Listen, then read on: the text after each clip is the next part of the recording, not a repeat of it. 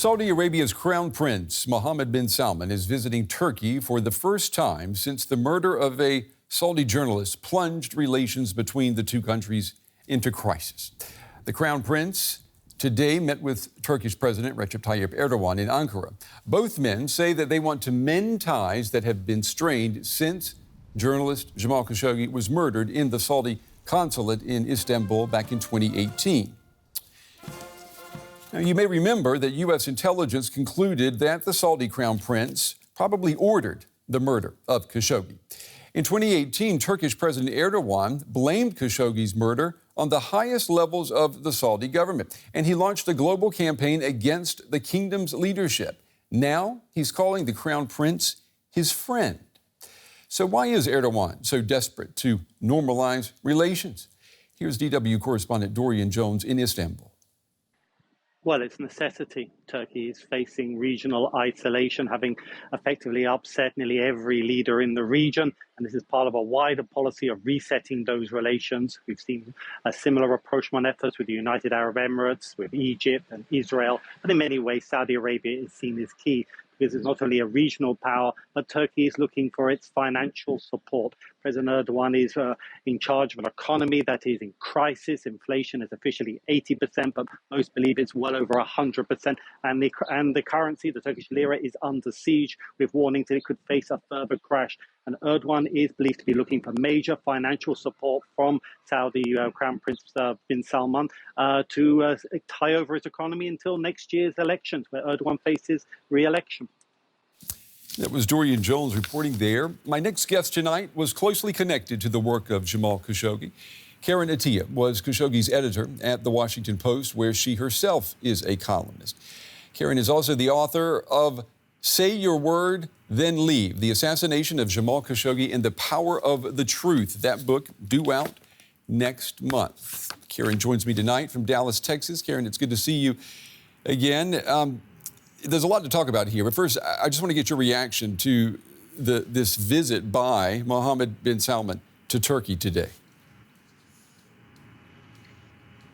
Yeah, I mean, what is there to say, except this is something that we feared, obviously, from the moment we heard that Jamal had been killed.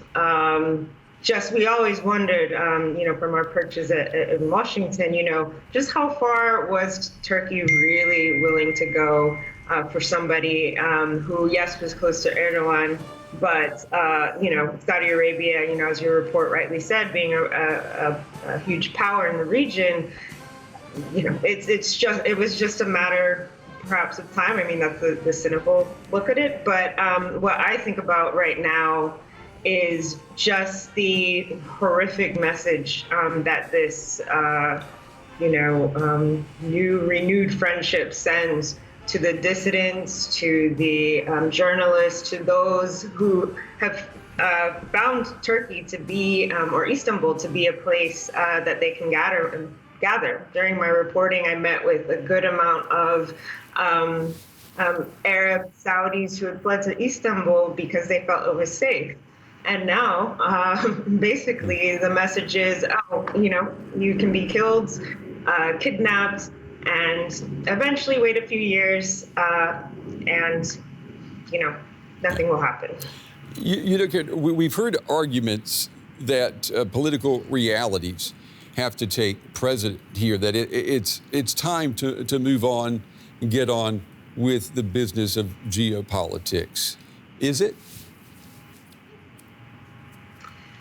Yeah, this is something I addressed in my latest column for the Post. There's this idea, right, that you have geopolitics, you have so-called realism. Another thing to consider with Saudi Arabia, particularly when it comes to the U.S., is the U.S. is looking at Saudi Arabia to be a partner with trying to normalize relations with Israel. And so you always have these arguments that say, well, we need to balance human rights with freedom. With national security and with realism. And I think I would argue to think that this is separate from geopolitics, to think that basically journalists anyone who speaks up, that is not a matter of national security, or that is not a matter that really, frankly, leads to insecurity. I think it's quite unimaginative, frankly. In your piece today in the Washington Post, you ask, will U.S. President Biden push our allies to respect press freedom when he visits Saudi Arabia next month, for example? And you answer that with one sentence, I'm not holding my breath. Why? Well, I mean, Jamal's case, Jamal is also a U.S. resident, right?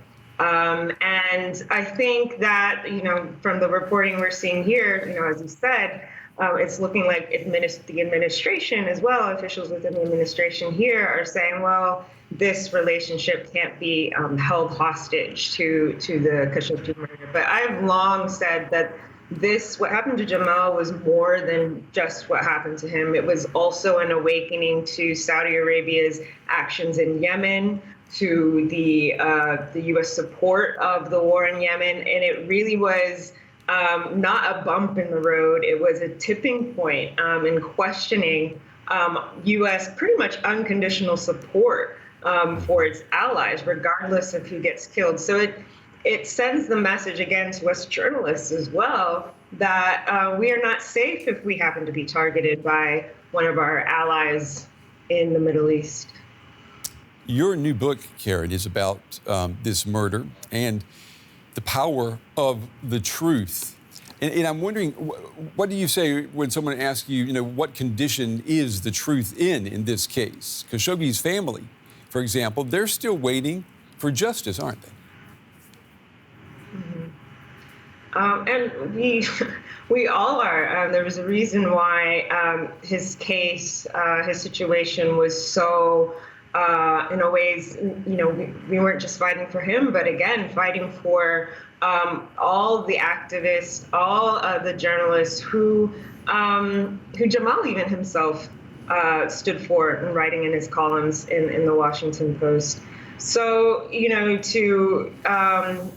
think, obviously, we're not going to let, my government or the government of Saudi Arabia or Turkey forget about their actions in this particular case, because it is so much about just how far countries and governments are willing to go to maintain relations and to preserve their power. And I don't think that is something that we can ever forget. Yeah, and that's what we are trying to make sure does not happen, for sure. Karen Attiah, as always, Karen, we appreciate your time and your insights tonight. We look forward to your new book as well. Thank you. Thank you so much, Brett.